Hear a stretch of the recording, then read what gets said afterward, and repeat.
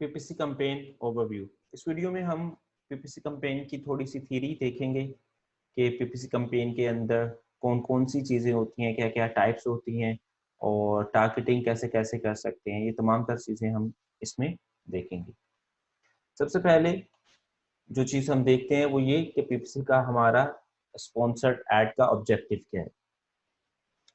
Sponsor add के objective में हमारे पास एक तो ऑब्जेक्टिव हो सकता है कि हम सेल ड्राइव करना चाहते हैं। इसका क्या मतलब है सेल ड्राइव करना? इसका मतलब ये है कि हमारी कोई प्रोडक्ट जो ऑलरेडी एक अच्छी बिकने वाली प्रोडक्ट है, एक बेस्ट सेलर है, एक एस्टैब्लिश्ड प्रोडक्ट है, उसके ऊपर हम स्पॉन्सर्ड प्रोडक्ट्स या स्पॉन्सर्ड ब्रांड्स के थ्रू कैंपेन चलाते हैं और उसके ऊपर ट्रैफिक को ड्राइव करते हैं, मजीद ट्रैफिक लेकर आते हैं ताकि हम ज़्यादा सेल जनरेट कर सके। स्पॉन्सर्ड प्रोडक्ट्स और स्पॉन्सर्ड ब्रांड्स, इसके बारे में हम आगे जाके तफसील से गुफ्तगू करेंगे। दूसरा हमारा ऑब्जेक्टिव हो सकता है लॉन्चिंग अ न्यू प्रोडक्ट। एक आप नई प्रोडक्ट लॉन्च करना चाहते हैं और उसके लिए आप स्पॉन्सर्ड ऐड चलाते हैं। उसके लिए स्पॉन्सर्ड ऐड चलाने का मकसद ये होता है कि ऑल्दो आपकी प्रोडक्ट एस्टैब्लिश्ड नहीं होती, बिल्कुल न्यू होती है, लेकिन आप चाहते हैं कि आप स्पॉन्सर्ड ब्रांड्स या स्पॉन्सर्ड प्रोडक्ट के थ्रू अपने प्रोडक्ट को फीचर करें डिफरेंट प्लेसेस पे, हेडलाइंस पे, प्रोडक्ट डिटेल पेज पे और सर्च रिजल्ट पेज पे और मुख्तलिफ जगह पे आपकी प्रोडक्ट अपीयर होनी चाहिए ताकि ज़्यादा से ज़्यादा आपको इम्प्रेशंस आएँ और उससे ज़्यादा से ज़्यादा आपकी प्रोडक्ट की डिस्कवरेबिलिटी हो। नेक्स्ट हमारे पास आता है रिटेल रेडीनेस। आपकी प्रोडक्ट रिटेल रेडी होनी चाहिए। रिटेल रेडी का मतलब ये है कि आपकी प्रोडक्ट जो है वो उसमें तमाम तर वो फैक्टर्स होने चाहिए जो एक अच्छी और एक सक्सेसफुल प्रोडक्ट के होते हैं। वो मसलन उसका टाइटल एक अच्छा होना चाहिए, हर हर लिहाज से उसकी डिस्क्रिप्शन अच्छी होनी चाहिए, उसके बुलेट पॉइंट्स बिल्कुल अच्छे होने चाहिए, जो कि आप ऑलरेडी ये तमाम तर चीज़ें सीख चुके हैं कॉपी राइटिंग के सेक्शन में और कीवर्ड के सेक्शन में कि किस तरह अच्छे कीवर्ड्स निकालते हैं और किस तरह अच्छी कॉपी लिखते हैं किसी प्रोडक्ट की। तो ये तमाम तक चीज़ें और साथ में इनके अच्छी इमेजेस होनी चाहिए।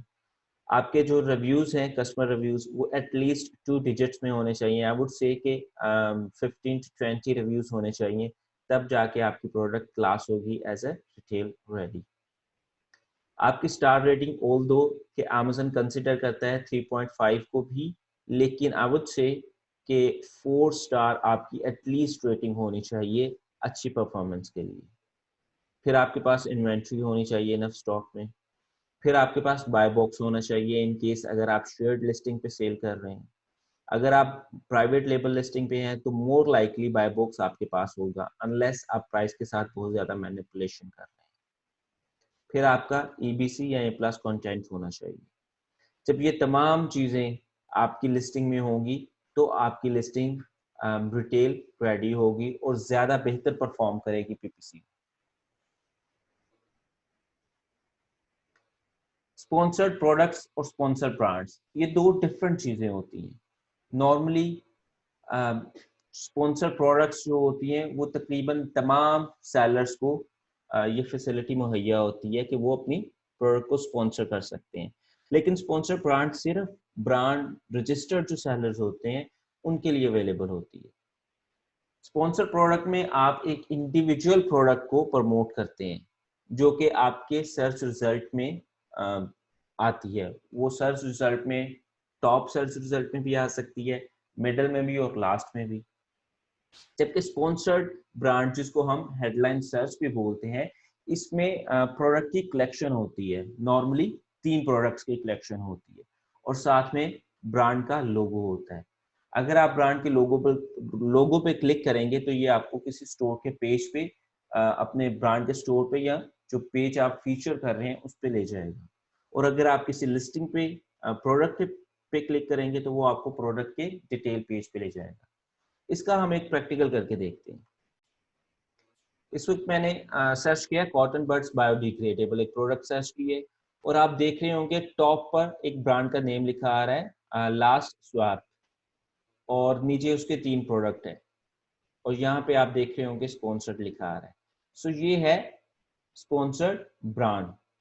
ये 3 प्रोडक्ट, अगर मैं इसके ब्रांड के ऊपर क्लिक करूं तो मुझे उसके ब्रांड के स्टोर पे ले जाएगा।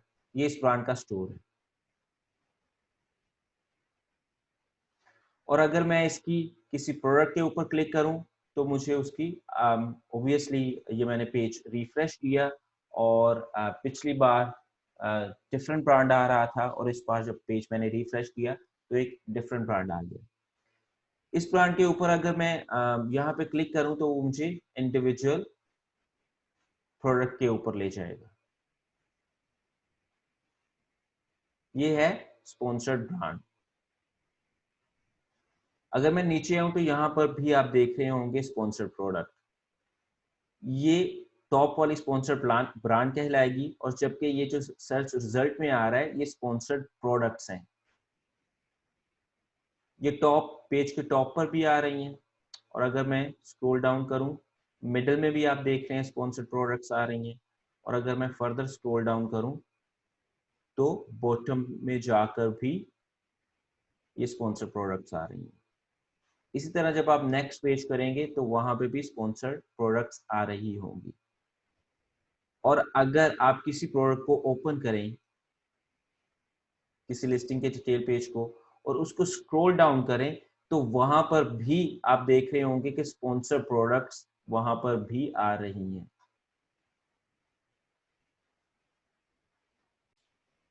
नेक्स्ट हमारे पास आ जाता है टारगेटिंग मेथड्स। 2 टारगेटिंग मेथड्स होते हैं, एक ऑटोमेटिक और एक मैनुअल। बोथ स्पॉन्सर ब्रांड और स्पॉन्सर प्रोडक्ट आपको अलाउ करते हैं कि आप टारगेट कर लें बाय कीवर्ड। स्पॉन्सर प्रोडक्ट इसके साथ साथ आपको ये भी अलाउ करती है कि आप ऑटोमेटिक कैंपेन को टारगेट करें और आप टारगेट करें मैनुअल कीवर्ड्स, जो कि ऑलरेडी हो गया, उसके साथ साथ एसएन और कैटेगरी के साथ। इसकी डिटेल भी हम आगे जाके फर्दर देखेंगे। ऑटोमेटिक मैटिक टारगेटिंग, इसमें अमेज़न आपकी प्रोडक्ट को, आपकी एड को, आपकी प्रोडक्ट के जो ऑलरेडी कीवर्ड्स होते हैं उनके साथ मैच करता है। फॉर एग्जांपल, आपकी प्रोडक्ट में, आपकी प्रोडक्ट के टाइटल में कीवर्ड है फ्राइंग पान, तो अमेज़न जब फ्राइंग पान को आप ऑटो कैंपेन चला देंगे तो कोई शख्स अगर फ्राइंग पान टाइप करेगा तो अमेज़न उसको उसके साथ मैच करेगा, इन केस अगर आप बेट विन करते हैं। इसका बेनिफिट ये है कि ये कैंपेन चलाना बहुत इजी है। फिर इस कैंपेन के थ्रू आप नए ट्रेंडिंग कीवर्ड्स फाइंड कर सकते हैं जब आप रिपोर्ट जनरेट करते हैं, और इससे आप ऐसे कीवर्ड्स फाइंड कर सकते हैं जो नॉर्मली आपने पहले नहीं सोचे होंगे। इसकी टारगेटिंग के 4 ऑप्शंस होते हैं ऑटोमेटिक के अंदर। एक होता है क्लोज मैच। क्लोज मैच का क्या मतलब है? से फॉर एग्जांपल, आपका टाइटल है डोपलर 400 काउंट कॉटन शीट्स, तो अगर कोई शख्स, कोई बायर कॉटन शीट्स लिखता है तो ये बिल्कुल मैच करता है जो कि आपके टाइटल में है कॉटन शीट्स के साथ। ये है क्लोज मैच। इसी तरह अगर कोई टाइप करता है 400 काउंट शीट्स, अगेन ऑल्दो के बीच में से कॉटन मिसिंग है बट 400 काउंट एंड शीट्स, ये दोनों आपके टाइटल में है, सो ये क्लोज मैच में आ जाएगा।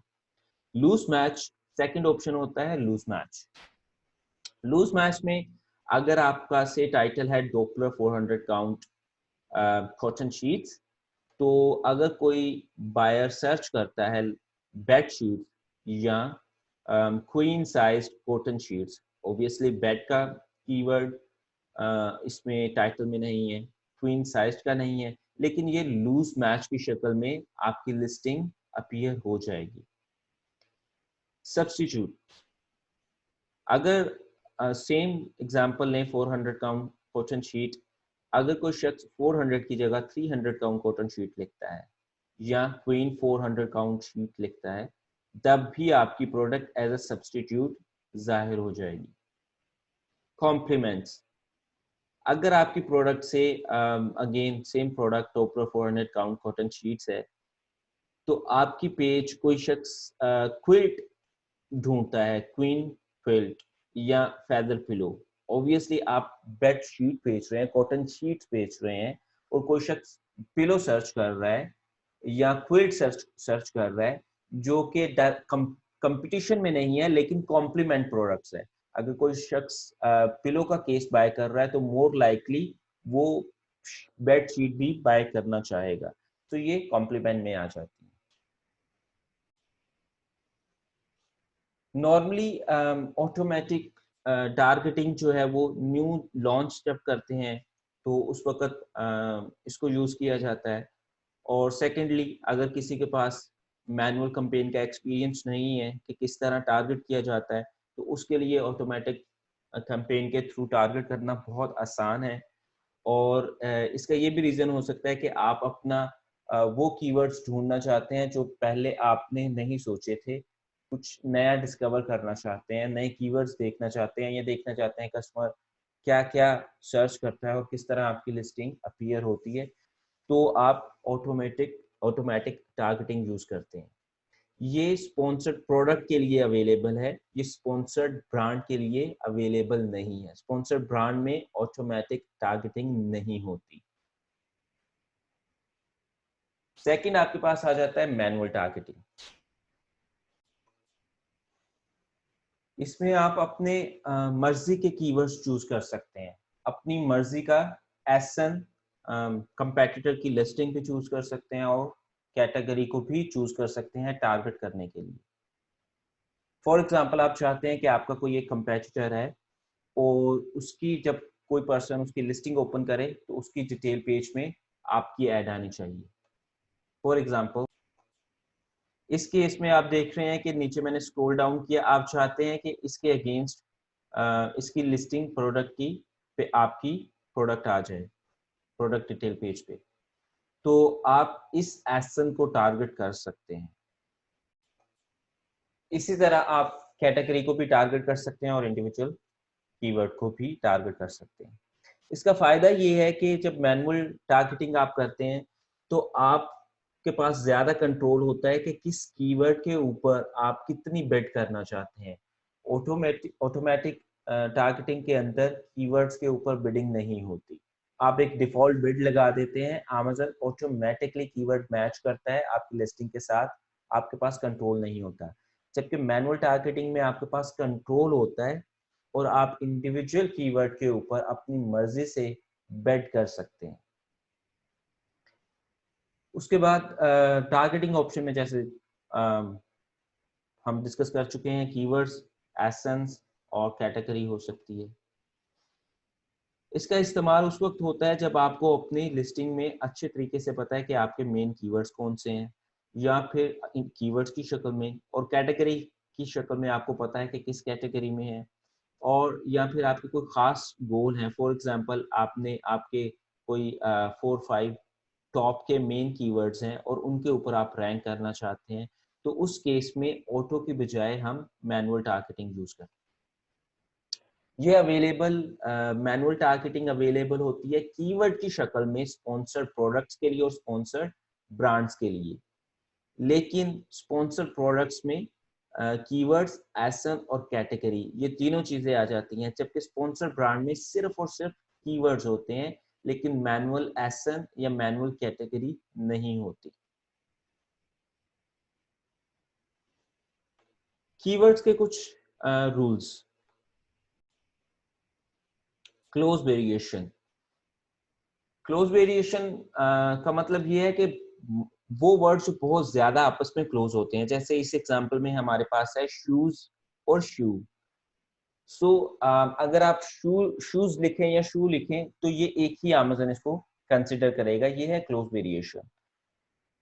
Miss spelling. Miss spelling are not accounted for. फर्ज करें इस एग्जांपल में अगर कोई पर्सन वैक्यूम लिखता है तो वैक्यूम की स्पेलिंग VACCWM है, और कोई जो है आपके जो दूसरे स्पेलिंग है वो VACWM है। ये सर्व नहीं करेंगे क्योंकि ऑब्वियसली ये स्पेलिंग मैच नहीं करते। इसलिए ये रिकमेंड किया जाता है कि अगर कोई स्पेलिंग मिस्टेक को बहुत कॉमन स्पेलिंग मिस्टेक है, तो उसको अपने आप कीवर्ड्स में ऐड कर लें। तीसरा है इग्नोर्ड वर्ड्स। सो ये द, ऑफ, व्हेन, इफ, ये जो इस तरह के जितने भी वर्ड्स हैं इनको आप इग्नोर करते हैं और इनको आप अकाउंट नहीं करते। Keywords targeting. Most keywords match type are only available to sponsored brand campaigns or sponsored product campaigns that are using manual targeting. However, negative matching is available for sponsored product campaigns using manual or automatic targeting. Keyword targeting में हमारे पास broad match, phrase match और exact match आता है, और उसके अलावा चौथी चीज जो होती है वो नेगेटिव फ्रेज और एग्जैक्ट मैच होती है, जो कि सिर्फ और सिर्फ स्पॉन्सर्ड प्रोडक्ट के लिए अवेलेबल है, स्पॉन्सर्ड ब्रांड के लिए अवेलेबल नहीं है। अलबत्ता स्पॉन्सर्ड ब्रांड के लिए कीवर्ड टारगेटिंग, ब्रॉड, फ्रेज और एग्जैक्ट अवेलेबल होती है। ब्रॉड, फ्रेज और एग्जैक्ट इनको भी हम इंडिविजुअली डिस्कस कर लेते हैं। Broad match. ब्रॉड मैच में with broad match, the customer search term must contain all the keyword terms or close variation. So basically broad match में ये होता है कि जो भी आपका कीवर्ड है, कस्टमर उन कीवर्ड्स के साथ उनकी डायरेक्शन चेंज कर सकता है, उनको आगे पीछे कर सकता है, उनके बीच में कुछ ऐड कर सकता है, उनके स्टार्ट पे, उनके एंड पे, लेकिन वो कीवर्ड उसको यूज करना पड़ेंगे। या क्लोज मैच, से फॉर एग्जांपल जैसे हमने शू या शूज की एग्जांपल ली। सो वर्ड किसी भी ऑर्डर में हो सकते हैं। इसका एडवांटेज ये है कि ब्रॉड मैच में जब आप ब्रॉड मैच यूज करेंगे तो ये ज्यादा बड़ी बिग ऑडियंस को टारगेट करेगा, क्योंकि ये रिस्ट्रिक्टिव नहीं होता। जब हम ब्रॉड मैच यूज करते हैं तो नॉर्मली ये उस वक्त यूज करते हैं जब हम कैंपेन अपनी स्टार्ट कर रहे हैं, हमें बहुत एग्जैक्ट नहीं पता कि हमारी ऑडियंस क्या सर्च करेगी, तो उस वक्त ब्रॉड मैच को सिलेक्ट किया जाता है। इसके एग्जांपल में, फॉर एग्जांपल आपका कीवर्ड है बेसबॉल, बेसबॉल कैप। अब अगर कोई सर्च करता है कूल रेड बेसबॉल कैप, सो आपका वो कीवर्ड एज इट इज आ गया बेसबॉल कैप, और उससे पहले कूल रेड का वर्ड लग गया, ये दो टर्म्स लग गए, तो ये आपकी अपीयर हो जाएगी एड। इसी तरह कैप्स फॉर बेसबॉल, कैप्स चूंकि ये क्लोज वेरिएशन है कैप की, सो ये भी अमेज़न इसको भी कंसिडर करेगा, और बेसबॉल भी लिखा है और इसके दरमियान में 4 लिख दिया, सो इसलिए ये भी एसोसिएट करेगा आपके कीवर्ड्स के साथ और ये एलिजिबल होगा डिस्प्ले होने के लिए। दूसरी शक्ल में आपकी बेसबॉल कैप, ये आपका कीवर्ड है ब्रॉड मैच में, लेकिन कोई पर्सन लिखता है स्पोर्ट्स कैप, तो ये फिर एसोसिएट नहीं होगा। यहाँ लिखता है बेसबॉल, बेसबॉल तो आ गया, लेकिन कैप की जगह हैट्स है, कैप का वर्ड नहीं है, तो इसलिए नहीं आएगा। सो ब्रॉड मैच में आपका जो कीवर्ड है वो पूरे का पूरे कीवर्ड्स इस्तेमाल होने चाहिए। यस, उनका ऑर्डर चेंज हो सकता है, उनके स्टार्ट पे कुछ लग सकता है, उनके बाद में कुछ लग सकता है, और उनके बीच में भी कोई एक्स्ट्रा कीवर्ड लग सकता है। सेकंड हमारे पास आ जाता है फ्रेज मैच। फ्रेज मैच जो है उसमें आपका फ्रेज लाजमी मैच होना चाहिए, एग्जैक्ट फ्रेज होना चाहिए, या ऑब्वियसली उसकी क्लोज वेरिएशन भी काउंट हो जाएगी। यस, उसका ऑर्डर भी सेम होना चाहिए, लेकिन उसके स्टार्ट पे और उसके एंड पे कुछ भी लगा सकते हैं। इसका फायदा क्या होता है? इसका फायदा ये होता है कि जब आप फ्रेज मैच को यूज करते हैं तो इसकी ऑडियंस थोड़ी as compare to broad match थोड़ी छोटी हो जाती है, लेकिन ये थोड़ी स्पेसिफिक होती है। और जैसा कि हम कीवर्ड्स के बारे में पढ़ चुके हैं उसकी थ्योरी में, जब ये थोड़ा स्पेसिफिक होती है तो चांसेस होते हैं ज्यादा कन्वर्जन के। और ये उस वक्त यूज करते हैं जब आपको पता हो कि आपका कस्टमर क्या सर्च कर रहा है, आपकी प्रोडक्ट क्या है और आपका कस्टमर क्या सर्च कर रहा है, तो ये उस वक्त इस्तेमाल किया जाता है phrase match. For example, same example, baseball cap. अब अगर कोई सर्च करे रेड बेसबॉल बेसबॉल कैप्स, जो कि कैप और कैप्स ये दोनों क्लोज मैच हैं आपस में, इसलिए ये एलिजिबल है। और बेसबॉल कैप्स, इसकी इसकी जो तरतीब है वो चेंज नहीं हुई, इसलिए ये एलिजिबल है। इसी तरह बेसबॉल कैप्स फोर गेट्स, पहले एग्जांपल में रेड बेसबॉल कैप्स पहले कुछ लगा दिया तब भी एलिजिबल है, या इसके बाद कुछ लगा दिया तब भी एलिजिबल है। इनएलिजिबल उस शक्ल में होगी जब इसके दरमियान में कुछ लगा दिया जाएगा या इसकी तरतीब चेंज कर दी जाएगी। फॉर एग्जांपल, हमारा कीवर्ड था बेसबॉल कैप। अब किसी ने लिखा कैप्स फॉर बेसबॉल, तो ये इनएलिजिबल हो जाएगा। और अगर कोई लिखता है बेसबॉल रेड कैप्स, तब भी इनएलिजिबल है, क्योंकि उसकी तरतीब चेंज हो गई है। तीसरा है एग्जैक्ट मैच। एग्जैक्ट मैच में आपका आपका कीवर्ड और कस्टमर की सर्च टर्म एग्जैक्ट मैच होनी चाहिए। इसमें ना तो तरतीब चेंज हो सकती है, और ना ही पहले कुछ लग सकता है, और ना ही बाद में कुछ लग सकता है, और ना ही बीच में कुछ लग सकता है।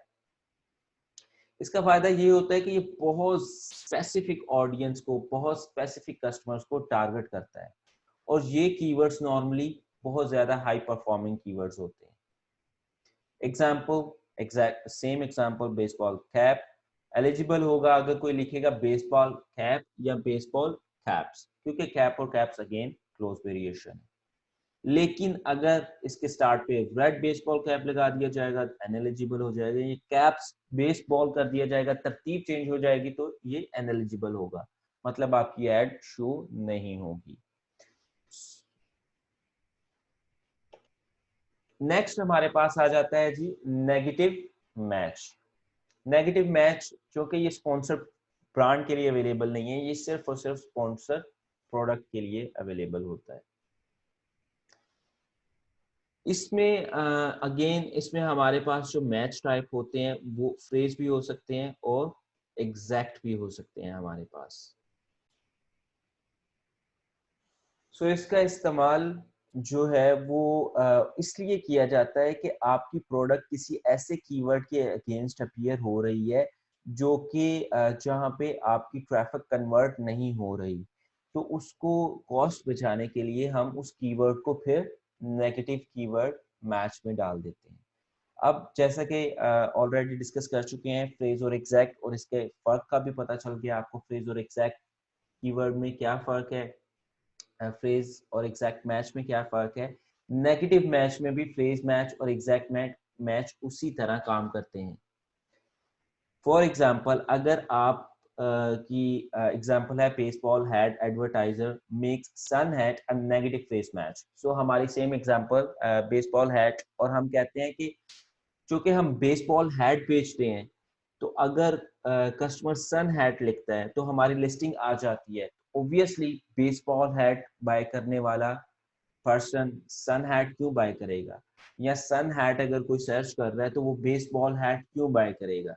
दोनों में एक बिग डिफरेंस है। तो इस वजह से हम कहते हैं कि सन हैट पे हमारा बेसबॉल हैट नहीं शो होना चाहिए, तो सन हैट को हम एक नेगेटिव फ्रेज के तौर पे ऐड कर देते हैं। जब सन हैट को हम नेगेटिव फ्रेज के तौर पे ऐड कर देते हैं, तो अगर कोई कस्टमर सर्च करता है सन हैट, तो ऑब्वियसली हमारी लिस्टिंग अपीयर नहीं होगी। सर्च करता है कोई समर सन हैट, तो हमारी लिस्टिंग अपीयर नहीं होगी। कोई सर्च करता है सन हैट कैप, तो हमारी लिस्टिंग अपीयर नहीं होगी, क्योंकि सन हैट इन तीनों एग्जाम्पल में सन हैट की तरतीब एग्जैक्ट सेम है, सिर्फ इसके स्टार्ट पे और इसके एंड पे कुछ ऐड कर दिया गया। सो इस केस में हमारी लिस्टिंग अनएलिजिबल हो जाएगी, हमारी ऐड अपीयर नहीं होगी। अलबत्ता अगर हमने सन हैट को नेगेटिव फ्रेज में ऐड किया है, तो इसका हरगिज ये मतलब नहीं है कि कोई बेसबॉल हैट लिखेगा तो हमारी लिस्टिंग नहीं अपीयर होगी, क्योंकि baseball hat again same theory apply होती है। बेसबॉल हैट सन हैट से मुख्तलिफ हो जाएगा, तो ये फिर वो एलिजिबल होगा आपकी एड शो होने के लिए। सो आपने सन हैट को नेगेटिव में डाल दिया, लेकिन किसी ने बेसबॉल हैट लिखा तो आपकी लिस्टिंग अपीयर हो जाएगी। बिडिंग स्ट्रेटजी, बिडिंग स्ट्रेटजी में हमारे पास डायनामिक बिड्स, उसमें down only, up and down और फिक्स बिड आते हैं।